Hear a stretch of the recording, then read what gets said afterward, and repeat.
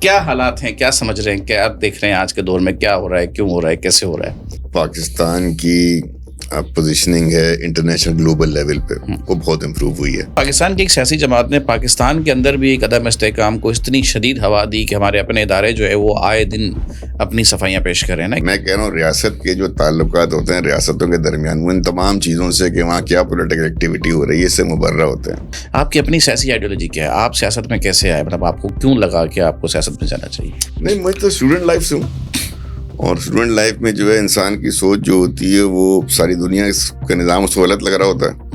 قومی دھارے کی سیاست کو میں ڈھکوسلوں کے سوا کچھ نہیں سمجھتا. آفاق احمد صاحب کہہ رہے تھے. دیکھو آفاق صاحب نے تو کبھی قومی سیاست کی نہیں نا. انہوں نے ڈھکوسلے کا ڈھکوسلا ہے. نہیں, ڈھکوسلا تو جب ہونا جب انہوں نے کی ہو. موجودہ نظام میں کوئی جماعت ایسی دکھتی ہے جو واقعی جنریشنل اور وہ لانگ ٹائم اپروچ کی پالیٹکس کر رہی ہے؟ نہیں. سر ہزاروں صاحب نے ٹرانزیشن کیسے لیا پیپلز پارٹی کی طرف, ایک عرصہ گزارا آپ نے ایم کیو ایم کے ساتھ, پھر اچانک پیپلز پارٹی کی طرف کیسے آیا؟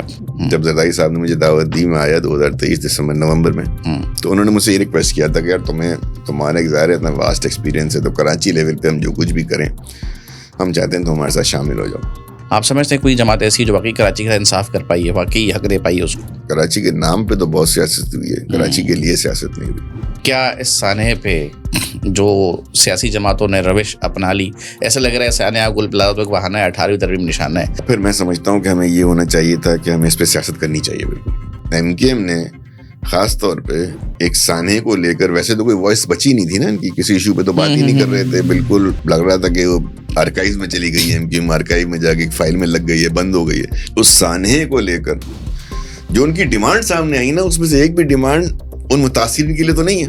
حکومت اور اسٹیبلشمنٹ یا پاک افواج یہ ساتھ ساتھ چل رہا ہے. نظریاتی سیاست کرنے والے لیڈر کا کام تالیاں بجوانا نہیں ہے, جیسے ہمارے پی ٹی آئی کے دوست ہیں. یہ ہم سمجھتے تھے کہ ایم کیو ایم پڑھے لکھوں کی جماعت ہے یار, 10 سال 11 سال ایم کیو ایم براہ راست حکومت میں رہی ہے, تو یہ جو 18 سال کا تانا پیپلز پارٹی کو دیتے ہیں تو اپنا رول تو بتائیں.